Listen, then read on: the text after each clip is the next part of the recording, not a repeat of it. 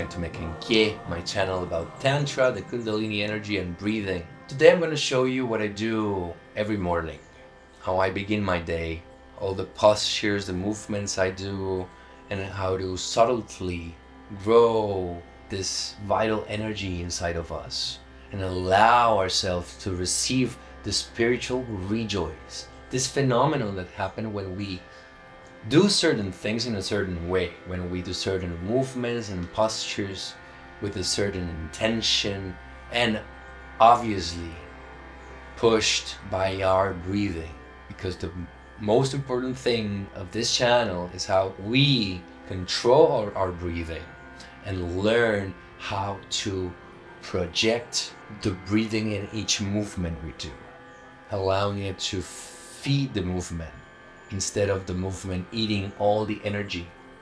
And that's the difference, because when we don't think about our breathing and we breathe normally, our breathing is always trying to generate the amount of energy our body is consuming, right? And when we start, for example, running, eventually you will starve, because our breathing is always trying to feed what we need, but it's behind of us. We need to put it in front of us. So we move after we breathe first, and then we move. And this is the most important thing of this channel and of the exercise I'm gonna show you today. This is not a guided exercise. I'm just gonna show you what I do, humbly, what I do every day. And when I had my Kundalini awakening, I saw a lot of information that took me some time to anchor, to materialize in my life, for my body to really be able to receive all the things I knew that could happen to my body, because there are natural phenomenons of ourselves, natural phenomenons that happens when we do certain things. And there's a lot of people that do yoga, martial arts, and they never cross beyond of humans, to really cross beyond this normality and go beyond samadhi, right? Enosis, to really feel how we can bind with everything in the universe, the sense of unity of the infinite. We need to learn how to inhabit ourselves, to inhabit our movements and postures, because we're always wanting for more. We're always in the hurry for something, and we don't pay attention to what's going on, and we don't open a space just to be without the mind to interrupt. The most important thing when you practice Tantra is to practice how to put your mind to your service, how to make your mind not to be on top of the pyramid, controlling everything as a dictatorship, saying what it is, what is not, what you like, what you don't like, in a circuit of judgment, in a circuit of eternal judgment that won't take you anywhere. And the mind is just doing that to feel something. But the real place of the mind is to be to your service, is the mind to be serving you. What means serving you is not telling you how the world works, how you feel, how you should do that, how things would have been better if you do that. No, we should take down the belief system for the mind to be able to really feel the environment, feel what it is, right? What it is just is. It's perfect as it is. We didn't create it. Our mind didn't create it. Our mind can try to understand how it was created. But if she doesn't know how it was created, doesn't mean that what is created, it is not, because the mind says, because it is something else. The mind is telling you, no. What is really taking us away from the center of our lives is our mind, because our mind has learned a lot of things that are arbitrary. They're not aligned to the essence of the world, of what we are. So we really need to reprogram our mind in a different way that goes with this essence, that really connects everything that it is. And when you give to your system, to your body, to your mind, to your emotions, what really nurtures you, it starts working perfectly.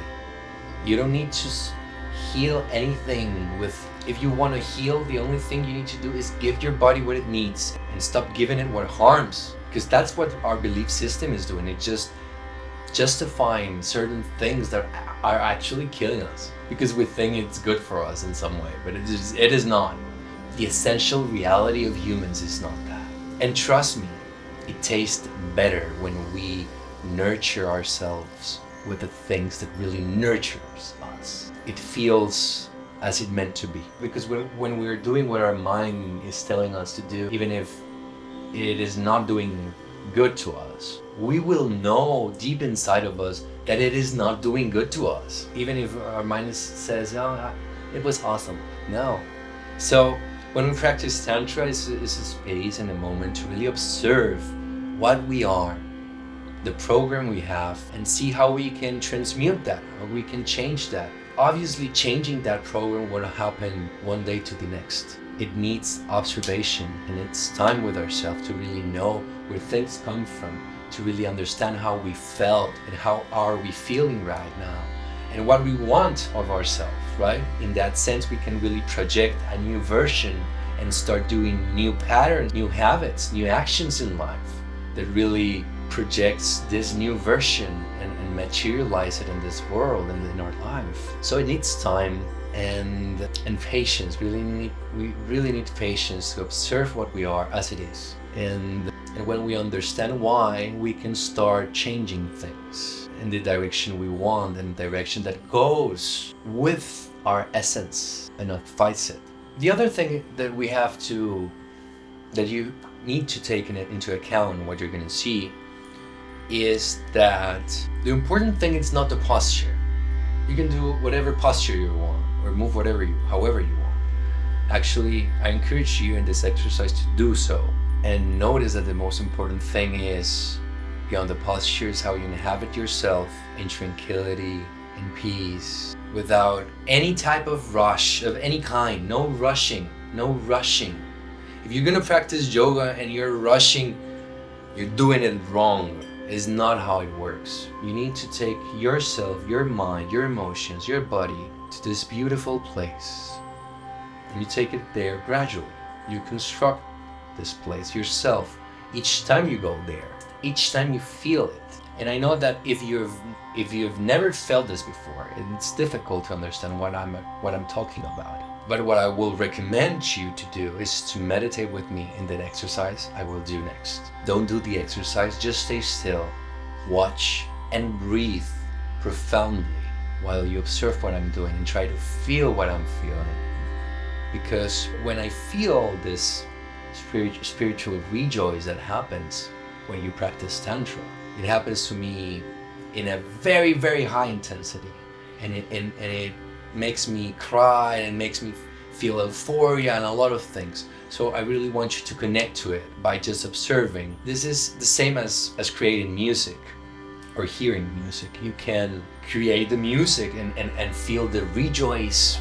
You know, this is spiritual rejoice when you're creating, because your being is melting with the environment and everything becoming just one thing, one single thing. So you feel that rejoice, right? And you're creating the song and you're merged with the music. Or you can be hearing the song in the audience and also merge with the music and feel the same rejoice. Or maybe not the same, but it will affect you and it will touch you inside. So the same thing can happen with you if you concentrate yourself on what I'm going to do and you feel me. If you try to feel me and understand me from your very, very heart, from the most profound part of what you are, and you'll understand. Because what I'm doing there is something that we really know deep inside. And our mind on the surface might say it's weird, that it's foolish or whatever, but deep inside, you know what I'm doing. And your body and your mind and your emotions know what I'm doing. And the intensity of energy I'm moving. And every time I try to do these videos, for example, before them, I do all these tantric practices to really take my energy to another level, that it's actually letting yourself be a channel of high vibration.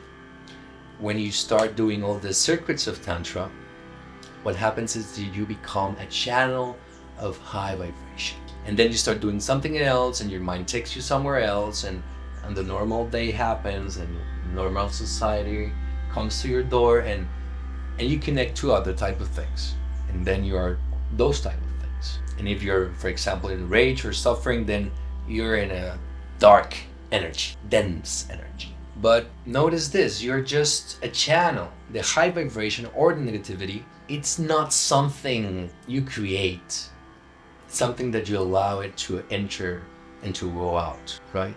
And that's a powerful thing about energy, that we can really play with it in so many ways. But the most important thing is to learn how we can be channels of that energy. And by practicing Tantra, the idea is that we can become aware of that. So the other thing is that I do this exercise with music. At least the first time in the day when I do it, I like to do them with music. Music is a very powerful tool. You can really enter the phenomenon of samadhi or enosis just by hearing music. You don't even have to be moving or meditating, just by hearing the music. So that's pretty much it. I invite you to see this exercise, and I hope you enjoy it.